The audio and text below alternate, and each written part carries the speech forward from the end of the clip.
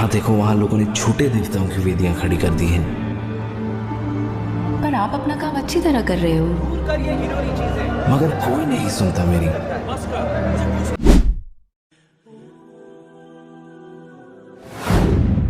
सैयदना यूनुस अला नबीना व अलैहिस्सलातु वस्सलाम की कौम का जिक्र आ रहा है। देखिए, अल्लाह ताला की ये सुन्नत है कि अल्लाह ताला जब भी किसी कौम में किसी रसूल को मबूस करता है तो वो वहाँ जाकर धमकी लगाते हैं कि हम पर ईमान ले आओ, नहीं तो बड़े दिन का अजाब तुम्हें आ पकड़ेगा। और वो बड़ा दिन उन कौमों के लिए अय्यामुल्लाह बन जाता है। जिस तरह के हज़रत मूसा अलैहिस्सलाम के मुखालफीन के लिए, फ़िरौनियों के लिए बुखारी मुस्लिम में आया कि 10 मुहर्रम का दिन अय्यामुल्लाह बन गया कि उस दिन फ़िरौनी डुबो दिए गए। इसी तरीके से कौम नूह जिस दिन डुबोएगी वो उनके लिए अय्यामुल्लाह में से एक यौम था, अल्लाह के बड़े बड़े फैसलों के दिनों में से एक दिन। तो रसूल हमेशा ये दावा देते हैं कि हम पर ईमान लाओ, और अगर ईमान नहीं लाओगे तो बड़े दिन का अजाब तुम्हें आ पकड़ेगा। और अल्टीमेटली अजाब आता है और अल्लाह तबारक व तआला अहले ईमान को अंबिया के साथ बचा लेता है और मुखालफीन को तबाह व बर्बाद कर देता है। कभी समुद्री तूफ़ान की शक्ल में, कभी आसमान से पत्थरों की बारिश की शक्ल में, कभी तेज़ आंधियों के अजाब की शक्ल में, कभी ज़मीन में धंसाए जाने की शक्ल में, मुख्तलिफ शक्लों में अल्लाह ताला के अजाबात आते हैं। और ये रसूलों के केस में है, क्योंकि अल्लाह ताला ने पेट रूल रसूलों के केस में बयान किया है, कतबल्लाहु लअग़लिबन्ना अना व रुसुली। अल्लाह ताला ने अपनी डेस्टिनी में, तकदीर में ये बात लिख दी है कि बेशक मेरे रसूल और मैं ही गालिब रहूंगा। तो ज़ाहिर है कि रसूलों का गलबा उसी सूरत में होगा कि जब रसूल धमकी लगाने के बाद खुद कत्ल ना हो जाए, बल्कि उनके मुखालफीन तबाह हो जाए और रसूलों को और अहले ईमान को अल्लाह ताला बचा ले। एक एक्सेप्शनल केस सैयदना ईसा अलैहिस्सलाम का हुआ है कि उस वक्त तो उनके मुखालफीन तबाह बर्बाद नहीं हुए। हज़रत ईसा अलैहिस्सलाम को अल्लाह ताला ने जिंदा आसमानों पे उठा लिया। ये एक यूनिक एक्सेप्शनल केस है। लेकिन उसके बाद से अब तक यहूदी अल्लाह ताला के ज़ेर इताब है इस हवाले से कि उन्होंने अपनी रविश दुरुस्त नहीं की, और फिर आखिरी अज़ाब का कोड़ा हज़रत ईसा अलैहिस्सलाम के ज़रिए ही पड़ेगा इन यहूदियों पर। और वो जब दुनिया में आएंगे तो फिर यहूदियों के ख़िलाफ़ क़िताल करेंगे। दुनिया में उनका दोबारा आने का मकसद एक एतबार से इस हिसाब से भी बन जाता है कि उन्होंने अपनी मुबारक ज़िंदगी में अपने मुखालफीन के ऊपर अजाब नहीं देखा था। वो अब जब दोबारा दुनिया में आएंगे ना, तो वो अजाब अल्लाह ताला उनके ज़रिए उनके मुखालफीन पर नाजिल फरमाएगा। ये भी एक हिकमत है हज़रत ईसा अलैहिस्सलाम की दोबारा दुनिया में आने की। अगरचे ये उनकी औलादे हैं, लेकिन रविश तो इन्होंने नहीं छोड़ी। एक और एक्सेप्शन है, वो यूनुस अलैहिस्सलाम की है। उनके केस में तो अल्लाह ताला ने बिल्कुल डिफरेंट एक फैसला फरमाया कि यूनुस अलैहिस्सलाम की कौम ने जब अजाब के आसार देखे तो उन्होंने तौबा की और अल्लाह ताला ने उन सब का ईमान कबूल कर लिया। और वो कुरान में आता है कि 1 लाख से भी ज्यादा लोग थे जो सारे के सारे एक दिन में मुसलमान हो गए। यानी यूनुस अलैहिस्सलाम की साल हर साल की तबलीग ने कोई असर नहीं दिखाया। जब अजाब के आसार नजर आए तो उन्होंने ईमान कबूल कर लिया। ये सिर्फ यूनुस अलैहिस्सलाम की कौम नहीं, बाकी कौमों के बारे में भी सूरतुल अंबिया में आया कि जब कभी भी रसूलों के मुखालफीन पर अजाब आता था तो मुखालफीन उस अजाब के वक्त फिर चीखें मारते थे और कहते थे कि या अल्लाह हमें एक दफा छोड़ दे, अब हम तेरे नबी को मानेंगे। सबसे बड़ा खबीस फिरौन, उसके बारे में कुरान में सूरह यूनुस में ही हम पढ़ चुके हैं कि उसने भी मौत के वक्त कहा था कि मैं ईमान लाता हूं मूसा अलैहिस्सलाम के रब पर, बनु इसराइल के रब पर। और फिर अल्लाह ताला ने जवाब में फरमाया आल आन, इस वक्त अब ईमान लेकर आया, इस वक्त ईमान लाना तुझे कोई फायदा नहीं देगा। जो जामे तिर्मिज़ी में भी हदीस है कि मौत के गरगरे से पहले पहले तौबा कबूल है। ये जो मौत का गरगरा है ना, ये उम्मतों के केसेस में अजाब के आसार का सामने नजर आना है। वो पूरी कौम के लिए मौत के गरगरे का वक्त है, अगरचे वो उन पे नजर नहीं आई है, लेकिन वो अल्लाह का फैसला हो चुका है। वो अब उन्होंने कंफर्म मरना ही मरना है। वो आसार जब नजर आना शुरू हुए तो बाकी कौमें भी आहो बुका करती थी اس قوم نے بھی آہ و بکا کیا اور اللہ تعالیٰ نے ان کے کیس میں وہ سن لیا اور انہیں بچا لیا. اور جب یونس علیہ السلام واپس آئے وہ تو دنگ رہ گئے کہ یہ کیا ہوا, میں تو انہیں عذاب کا وعدہ دے کے گیا تھا, یہ سارے کے سارے زندہ سلامت ہیں. اور اس سے بڑھ کر ان کو حیرانگی یہ ہوئی کہ وہ سب کے سب لوگ ایمان ملے ہیں. تو اب حضرت یونس علیہ السلام کو وہ غم تو بھول گیا کہ میرا دیا ہوا وعدہ پورا نہیں ہوا. ظاہر ہے ایک امبیرسمنٹ تو تھی کہ آپ قوم کو کہہ کے نکلے ہیں کہ اب تم پہ عذاب آئے گا, اور عذاب نہیں آیا. تو امبیرسمنٹ تو حضرت یونس علیہ السلام نے فیل کی, لیکن اس کی کمپنسیشن اللہ نے اس حوالے سے کر دی کہ جو ان کا مقصد ہے وہ پورا ہو گیا کہ لوگ ایمان لیں. آپ سورۃ الاعراف میں, سورہ ہود میں بھی دیکھیں گے کہ جب کبھی قوموں پر عذاب آتا ہے تو اینڈ پہ وہ قوم کا پیغمبر عذاب دیکھنے کے بعد اپنی قوم سے مخاطب ہو کے کہتا ہے کہ میری قوم, میں نے تو بڑی کوشش کی تھی کہ تمہیں اس عذاب سے بچا لیتا, لیکن تم خود گمراہی پر تلے ہوئے تھے. تو عذاب کے بعد بھی قوموں کا درد پیغمبروں کے سینے میں رہتا ہے, ایک نیچرل چیز ہے. رقیق القلب ہوتے ہیں نا جو پیغمبر ہوتے ہیں. تو یہاں پر جب انہوں نے دیکھا سب ایمان لے ہیں تو ظاہر ہے کہ وہ ایک ہیپی اینڈنگ ہوئی ہے. کیا ڈراپ سین ہوا ہے. میں کبھی بعض اوقات یہ جب حضرت یونس علیہ السلام کی قوم کا واقعہ قرآن میں پڑھتا ہوں نا, تو میں بڑی خواہش کرتا ہوں کہ میں جنت میں جا کے یہ منظر دیکھوں کہ وقت کا پیغمبر عذاب کی وحی سنا کے گیا ہے اور لوگ چیخو پکار کر رہے ہیں, اور ایسا یونیک کیس ہو گیا, سمجھ لیں مردے ہی زندہ ہو گئے کہ اللہ تعالیٰ ان کی چیخو پکار سن کے ان کی توبہ بھی قبول کر لیتا ہے. اور پھر یونس علیہ السلام جب واپس آتے ہیں ان کی حیرانگی کیا ہوگی. ٹھیک ہے, کیا ڈراپ سین ہوگا. میں کہتا ہوں نہیں, اس طرح کی کوئی ٹریجک فلم نہیں ہو سکتی جو یونس علیہ السلام اور ان کی قوم کی ہے. اور وہ کیوں ہوا؟ صرف یونس علیہ السلام سے ایک اجتہادی خطا ہوئی. ہم اسے گناہ نہیں کہتے, وہ خطا ہے. انبیاء خطا کرتے ہیں, لیکن چونکہ وہ اپنی خطا پر قائم نہیں رہتے اور وہ گناہ کے زمرے میں بھی نہیں ہے, غلطی ہے بحیثیت انسان. انسان غلطیوں سے پاک اگر ہم پیغمبروں کو کہتے ہیں تو یہ پاک وہ والا نہیں ہے جس طرح اللہ پاک ہے. آپ سبحان کا لفظ صرف اللہ کے ساتھ بولتے ہیں, کوئی پیغمبر بھی سبحان نہیں ہے. پرفیکٹ صرف اللہ ہے. دیکھیں انسان تو ہے ہی امپرفیکٹ. جب ہم نیند کے محتاج, کھانے پینے کے محتاج, اس کے بعد ٹوائلٹ کے محتاج, اور سب سے بڑھ کر اپنی زندگی کے لیے اپنے رب کے محتاج, تو انسان تو پرفیکٹ ہے ہی نہیں ہے. پرفیکٹ صرف اللہ ہے جو کسی کا محتاج نہیں ہے. غلطیوں سے پاک صرف اللہ ہے, باقی غلطی تو کسی سے ہو سکتی ہے. لیکن پیغمبر کو ہم جو کہتے ہیں نا کہ پیغمبر غلطیوں سے معصوم ہے, عصمت انبیاء کا عقیدہ, اس کا مطلب یہ ہے کہ وہ گناہ نہیں کرتے. خطا بہرحال ان سے ہو جاتی ہے, اور خطا جب ہوتی ہے تو اللہ تعالیٰ ان کی ریمیڈی فرماتا ہے, ان کی اصلاح کرتا ہے. وہ اپنی خطا پر قائم نہیں رہتے, رجوع کر لیتے ہیں, اور جب رجوع کرتے ہیں تو امت کے لیے وہ رول ماڈل ہوتے ہیں. آج کی ڈیٹ میں رسول اللہ صلی اللہ علیہ وآلہ وسلم معصوم ہے کہ اگر زندگی میں کوئی اجتہادی خطا ان سے ہوئی تو اللہ تعالیٰ نے اس کی ریمیڈی فرما دی اور پھر اس غلطی کو معاف کر دیا. وہ گناہ نہیں تھا, یہ ذہن میں رکھیے گا. گناہ اور غلطی میں فرق ہے. گناہ وہ ہوتا ہے کہ جو پوری وعید معلوم ہونے کے باوجود انسان وہ ایکٹیویٹی پرفارم کر لے. اجتہادی خطا یہ ہوتی ہے کہ وہ ایک ایسی صورتحال اس کے سامنے آئے جس میں اس کے سامنے دو آپشن موجود ہوں, اور اس میں سے وہ ایک ایسا آپشن اڈاپٹ کر لے جو اللہ کی مرضی نہ ہو, اور جو اللہ کی مرضی والا آپشن ہے اسے وہ ترک کر دے. اور یہ وہ بدنیتی پہ نہیں کر رہا, اس کی سمجھ میں ہے ہی ہے اس کا آپشن, وہ نافرمانی سمجھ کے نہیں کر رہا. جس طرح نبی علیہ السلام نے کیا, غزوہ بدر کے قیدیوں کو چھوڑ دیا. سورہ محمد میں یہ آیت نازل ہو چکی بھی تھی کہ جب تک فتنہ مکمل طور پر ختم نہیں ہو جاتا آپ نے ان کو قتل کرنا ہے, اپنے مخالفین کو. قتال کی آپ کو اجازت دی گئی. سورہ محمد کا نام ہی سورہ قتال ہے. ہاں جب فتنہ ختم ہو جائے اس کے بعد جو جنگیں ہوں گی نا, اس کے بعد آپ کی مرضی ہے, چاہے تو فدیہ لے کے کافر قیدیوں کو چھوڑ دیں اور چاہے آپ انہیں قتل کریں. اب بدر کے بعد فتنہ تو ختم نہیں ہوا تھا, لیکن نبی علیہ السلام نے یہ ایزیوم کیا کہ 70 سردار ان کے مر گئے, ان کی کمر ٹوٹ گئی, وہ جو 70 ہم نے قیدی کیے ہوئے, چلو ہم انہیں فدیہ لے کے چھوڑ دیتے ہیں, شاید یہ لوگ اسلام قبول کر لیں. اپنی شرافت کی وجہ سے نبی علیہ السلام نے ایسا کیا.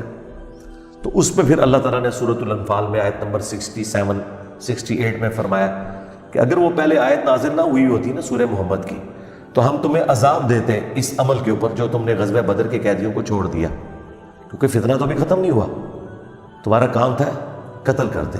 اور حضرت عمر کا مشورہ بھی یہی تھا بخاری مسلم میں، لیکن نبی الاسلام اور حضرت ابوبکر اپنی شفقت کی وجہ سے انہوں نے یہ پلی لی کہ وہ آیت میں آیا نا کہ فتنہ جب ختم ہو جائے تو پھر تمہاری مرضی ہے، تو ہم یہ ایزیوم کرتے ہیں کہ فتنہ ختم ہو گیا. یہ بدنیتی کی وجہ سے نہیں تھا، واقعی انہوں نے یہ ایزیوم کیا تھا، لیکن وہ کس قسم کے ناجار لوگ تھے. حضرت عمر رضی اللہ تعالیٰ عنہ نے یہ کنکلوڈ کیا کہ نہیں یہ اس قابل ہے، یہ قتل ہونے چاہیے. بہرحال وہ اجتہادی خطا اللہ تعالیٰ نے معاف کی. اس طرح باقی انبیاء اکرام کے بارے میں حضرت آدم علیہ السلام کی غلطی کا ذکر ہے، موسیٰ علیہ السلام سے بندہ مر گیا تھا، نوح علیہ السلام نے اپنے کافر بیٹے کے لیے دعا کر دی تھی. حالانکہ آج ایک مسلمان، عام مسلمان کو بھی پتہ ہے کہ کافر کی مغفرت نہیں ہو سکتی، تو نوح علیہ السلام کو کیا نہیں پتا تھا؟ بس وہ وقتی طور پر ایک سمجھ لے ایک باپ کی حیثیت سے ان کا دل پسیج گیا. انہوں نے کہا یا اللہ تو نے وعدہ کیا تھا مجھ سے کہ تو مجھے اور میرے گھر والوں کو بچائے گا، تو میرا بیٹا بھی تو میرے گھر والا تھا. تو اللہ تعالیٰ نے فرمایا کہ اس چیز کا سوال نہ کر جس کے بارے میں تجھے علم نہیں ہے. بڑا کریٹیکل جملہ تھا، اس میں مسئلہ تقدیر بھی چھپا ہوا ہے. ایک تو سمپل معنی ہے کہ اس بارے میں مجھ سے سوال کیوں کر رہا ہے؟ تم نے کب یہ ایزیوم کر لیا کہ تمہارے گھر والے اگر کفر کریں گے تو میں انہیں چھوڑ دوں گا؟ گھر والوں سے مراد وہ گھر والے تھے جو ایمان لے کر آئیں گے. آپ کی بیوی نہیں لائی، ایک بیٹا نہیں لایا، باقی گھر والے لے آئے، ایمان تو بچ گئے. اور دوسرا یہ جو جملہ تھا نا کہ اس چیز کا سوال نہ کر جس کے بارے میں تجھے علم نہیں، سورہ ہود میں آیت نمبر 46 میں، اور اے نوح جاہلوں میں شمار نہ ہو. یہ بڑا سخت جملہ ہے، یہ مسئلہ تقدیر کی طرف اشارہ ہے کہ تجھے نہیں پتا کہ میری تقدیر میں لکھا ہے کہ یہ نبی کا بیٹا ہونے کے باوجود بھی اللہ کے علم میں یہ جہنمی ہے. وہ اللہ تعالیٰ نے اسے جہنمی نہیں بنایا بلکہ اپنے کرتوتوں کی وجہ سے. تو اللہ کی تقدیر کے اوپر تو کسی کا بھی علم نہیں ہے نا جب تک اللہ تعالیٰ مطلع نہ کر دے. یونس علیہ السلام سے جو آپ سمجھ لیں اجتہادی خطا جسے ہم گناہ نہیں کہتے، وہ یہ ہوئی کہ جب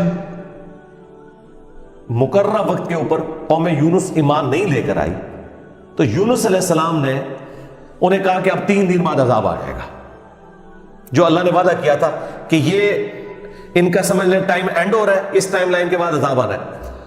لیکن ساتھ یہ ضروری تھا کہ اللہ تعالیٰ کی وحی کا انتظار کرنا ہے اس علاقے کو چھوڑنے سے پہلے.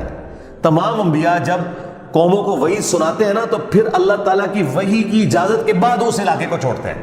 نبی اسلام نے بھی ہجرت دیکھے اینڈ پہ کی ہے، ایویں نہیں، مطلب آپ خود سے نہیں نکلے، اللہ تعالیٰ کی وحی کے ذریعے نکلے.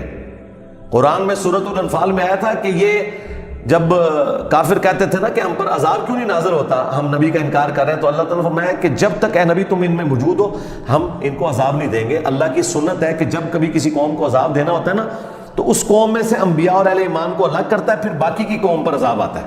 اور وہ اللہ تعالیٰ نے نکالا اور غزوہ بدر میں لا کے ڈبویا ان کو، جس طرح فرعونیوں کو اپنے محلات سے نکال کے سمندر میں غرق کیا تھا، مشرکین عرب کو اپنے گھروں سے نکال کر بدر میں ڈبویا صحابہ کرام کی تلواروں کے ذریعے. یہ عذاب استحصال کی ایک قسط ان پر آئی تھی. تو یونس علیہ السلام نے اسیوم کیا کہ ظاہر ہے کہ اس کے بعد عذاب تو آنا ہی ہے، لیکن ان کی شان اس سے بلند تھی کہ وہ وحی کا انتظار کیے بغیر نکل گئے. بس جب وہ نکلے، جس کشتی میں سوار ہوئے، وہ کشتی جو ہے وہ بھنور میں پھنس گئی اور ان کی اپنی ایک نارمز چل رہی تھی کہ اگر کشتی بھنور میں پھنس جائے تو یہ اس چیز کی علامت ہے کہ کوئی غلام اپنے آقا کی اجازت کے بغیر بھاگ کر آ گیا. پھر وہ قرآن اندازی کرتے تھے اور جس کے نام قرآن نکلتا تھا اس کو فدیے کے طور پر وہ سمندر میں ڈال دیتے تھے. پہلی دفعہ قرآن اندازی کی گئی بیلٹنگ تو حضرت یونس علیہ السلام کا نام نکلا. ان کا نہیں یونس علیہ السلام تو اس طرح ہو ہی نہیں سکتا. دوسری بار، تیسری بار، تینوں بار یونس علیہ السلام کا نام نکلا قرآن اندازی میں. تو یونس علیہ السلام نے، اچھا قرآن میں اشارتاً اس کا ذکر ہے، اسرائیلی روایتوں میں تفصیل کے ساتھ ہے، لیکن یہ بالکل قرآن میں فٹنگ بیٹھتی ہیں. یعنی آپ کو یہ تو بتایا گیا کہ یونس نام مچھلی کے پیٹ میں رہے، تو وہ مچھلی کے پیٹ میں پہنچے کیسے تھے؟ مچھلی کے پیٹ تک پہنچنے کے لیے تو آپ کو اب دوست چاہیے. نیچے ہے مچھلی, اتنی بڑی ویل مچھلی ہے, کوئی چھوٹی مچھلی کے پیٹ میں تو رہ نہیں سکتا بندہ. تو وہ حضرت یونس علیہ السلام کو انہوں نے سمندر میں پھینک دیا. یونس علیہ السلام نے خود ہی کہا, ان کو کلک کر گیا کہ یہ معاملہ میرے اینڈ پہ ہے. انہوں نے کہا بھائی مجھے پھینکو, تم مجھے سمجھ آ گئی ہے. ذرا فوراً کلک کر گیا کہ معاملہ خراب میرے سے ہی ہو گیا. وہ ان کو سمندر میں پھینک دیا تو اللہ کے حکم سے ایک مچھلی نے انہیں نگل لیا. یہ قرآن میں ہے. قرآن میں آگے تفصیل نہیں ہے کہ کتنے دن تک, لیکن تورات میں ملتا ہے کہ 3 دن اور 3 رات تک وہ مچھلی کے پیٹ میں رہے. یہ ویسے پبلک مشہور ہے 40 دن, نہیں 3 دن ہے بس. وہی 3 دن, وہ جو 3 دن عذاب آنے تھے نا, وہ 3 دن انہوں نے مچھلی کے پیٹ میں گزارے. اور وہ 3 دن ان کی قوم نے زندگی موت کی کشمکش میں گزارے ہیں کہ ابھی عذاب آیا کہ آیا. ٹھیک ہے, توبہ ہے نہیں آئی کہ آئی ایم سوری تے توبہ قبول ہو گئی ہے نا. 3 دن انہوں نے پی کٹی ہے بھائی جی. یہاں تو لوگ 1 دن جیل نہیں کاٹ سکتے, 3 دن تک انہوں نے وہ تکلیف کاٹی ہے. پھر اللہ تعالیٰ نے ان کی توبہ قبول کی ہے. اور یہاں پہ حضرت یونس علیہ السلام 3 دن تک مچھلی کے پیٹ میں اندھیرے میں, اور دیکھیں اللہ نے ان کو ایسے کلمات سکھا دیے, مختصر تھے, پرفیکٹ تھے, بہترین توبہ. لا الہ الا انت سبحانک. سورۃ الانبیاء میں یہ دعا آئی ہے, اے اللہ تیرے سوا کوئی معبود نہیں, اور تو پاک ہے نا, پاک تو غلطی نہیں کر سکتا. انی کنت من الظالمین, بے شک میں ہی ظالموں میں انسان ہوں, انسان سے غلطی تو ہوگی. تو یہ دعا اتنی اللہ کو پسند آئی کہ سورہ الصافات میں ہے کہ یونس اگر مچھلی کے پیٹ میں ہمیں ان الفاظ کے ساتھ یاد نہ کرتے تو پھر مچھلی کے پیٹ سے اسی دن نکالے جاتے جس دن مردے اپنی قبروں سے نکالے جائیں گے. قیامت کے دن تک مچھلی کے پیٹ میں رہتے, یعنی مچھلی کا پیٹ ان کی قبر بن جاتی. اتنا غصہ ایک جملے نے ٹھنڈا کر دیا. اور ساتھ اللہ نے فرمایا کذالک ننجی المؤمنین, ہم اہل ایمان کو اسی طریقے سے نجات دیں گے. یعنی جو بھی یونس والے طریقے سے ہماری طرف متوجہ ہوا اسے بھی ہم نجات دیں گے. یہ دعا ہمیں اتنی پسند ہے کہ جو ان الفاظ کے ساتھ ہم سے معافی مانگے گا ہم اسے بھی نجات دیں گے. جامع ترمذی میں حدیث ہے, جو یونس علیہ السلام کی دعا کے ذریعے اللہ کی طرف متوجہ ہوا اللہ تعالیٰ کبھی اسے محروم نہیں لوٹائے گا. لا الہ الا انت سبحانک انی کنت من الظالمین. اور جمع کے صیغے سے پڑھیں گے تو لا الہ الا انت سبحانک انا کننا من الظالمین. وہاں تھا انی کنت من الظالمین, یہ ہے انا کننا من الظالمین. دونوں طریقے سے آپ دعا مانگ سکتے ہیں. بہترین دعا ہے یہ, اس میں اعظم ہے دعاؤں کی قبولیت کے لیے. قرآن میں بھی آیا کذالک ننجی المؤمنین, اور جامع ترمذی میں بھی آیا کہ جو اس دعا کے ذریعے اللہ کی طرف متوجہ ہوگا اللہ تعالیٰ اسے معروم نہیں لوٹائے گا. لہذا جو جامع ترمذی میں حدیث ہے نا کہ اللہ کی حمد اور درود شریف پڑھ کے دعا کرو تو قبول ہوتی ہے, تو وہ اللہ کی حمد میں نا آپ اس کو شامل کریں. لا الہ الا انت سبحانک انی کنت من الظالمین, یہ اللہ کی بیسٹ حمد بھی ہے اور بیسٹ استغفار بھی ہے, اور ایسا استغفار ہے کہ اللہ کی رحمت کو ٹریگر کرنے والا ہے. دیکھیں آپ نے اللہ تعالیٰ کی کس چیز کو ہائی لائٹ کی ہے کہ یہ اللہ تو پاک ہے, تو غلطی کر نہیں سکتا, اس کی عظمت مان لی. اور پھر ساتھ دکھا کہ مجھے تو نے بنایا ہی ایسا ہے کہ میں غلطی کروں گا, تو دیکھ میں کمزور ہوں, میں مان رہا ہوں میں غلطی کروں گا, تو کر بیٹھوں تو معاف کر دینا. اس سے بیسٹ انداز نہیں ہو سکتا اپنی غلطیوں پر معافی مانگنے کا. تو یہ حرز جام بنائے لا الہ الا انت سبحانک انی کنت من الظالمین. یقین کریں یہ دعا آپ کے سامنے یونس علیہ السلام ہو, مچھلی کا پیٹ, گپ اندھیرا, 3 دن 3 رات, دنیا میں کوئی آ کے آپ کو ریسکیو نہیں کر سکتا, اور موت سامنے نظر آ رہی ہے. حضرت یونس علیہ السلام اسی طریقے سے بچے جیسے مردہ کو زندہ ہو جائے. اور یہاں لوگ کہتے ہیں بڑا گرم سیکھنا ہے چاہیے, خوشبو لا کے کرنا چاہیے, اور صاف ستھری جگہ. بھائی جس نے یہ کیا تھا اس سے زیادہ تعفن والی جگہ کوئی نہیں تھی, مچھلی کا پیٹ.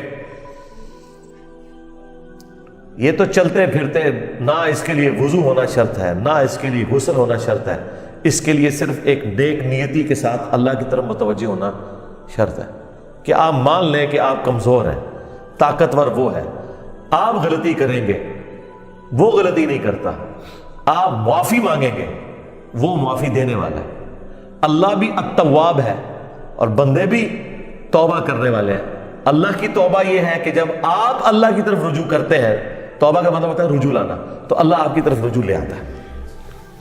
جو بخاری مسلم میں حدیث ہے کہ جو شخص توبہ کر کے اللہ کی طرف رجوع لاتا ہے تو اللہ کو اس شخص سے زیادہ خوشی ہوتی ہے کہ جو اکیلا ریگستان میں ہو, اچانک اس کی سواری غائب ہو جائے اور وہ اپنی موت کا انتظار کرنا شروع کر دے, اور پھر تھوڑی دیر بعد وہ سواری واپس آ جائے جس پہ اس کا سامان لدا ہوا ہے, اسے نئی زندگی ملے, اور وہ اتنا خوش ہو کہ اس کی زبان سے نکل جائے, اے اللہ تو میرا بندہ میں تیرا رب, من شدت الفرح,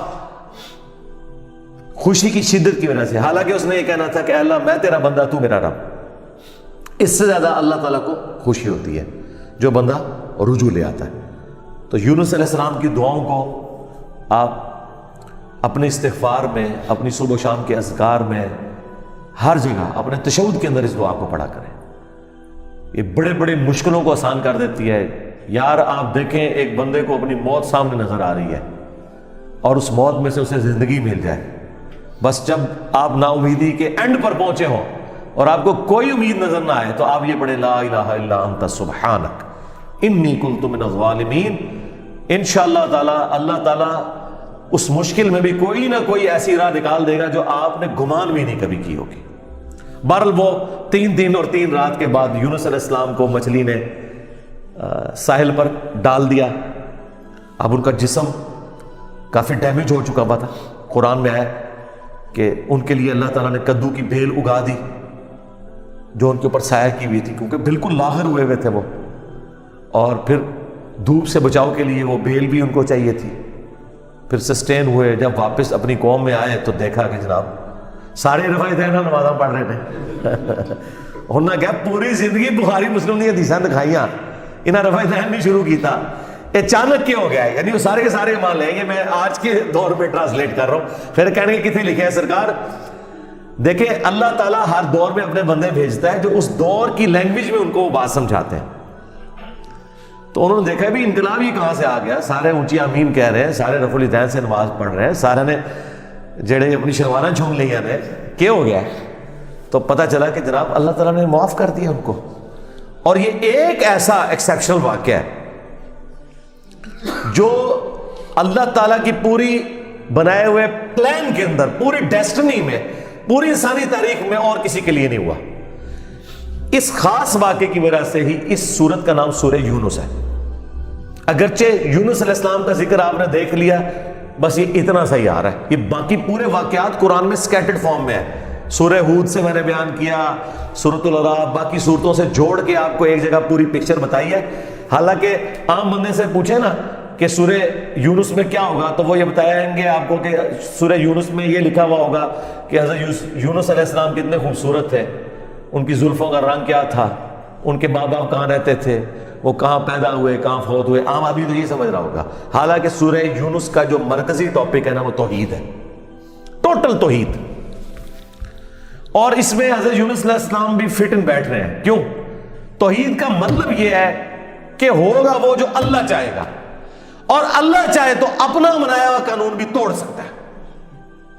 اللہ اپنے قانون کا بھی کوئی پابند نہیں ہے. لیکن یہ دنیا کے اعتبار سے, آخرت کے لیے نہیں. آخرت کے لیے اللہ نے قرآن میں یہ بتایا کہ میں اپنے وعدے کے خلاف نہیں چلوں گا. آخرت اللہ کا قانون نہیں ہے, وعدہ ہے. اور اگر اللہ وعدہ توڑتا ہے نا تو وہ اللہ نہیں رہتا, کیونکہ جو وعدہ پورا نہ کرے وہ جھوٹا ہوتا ہے, اور جھوٹ اللہ کی طرف منسوب نہیں. لیکن دنیا میں اللہ تعالیٰ اپنے بنائے ہوئے قوانین توڑ دیتا ہے. وہ اللہ کے کوئی وعدے نہیں ہے.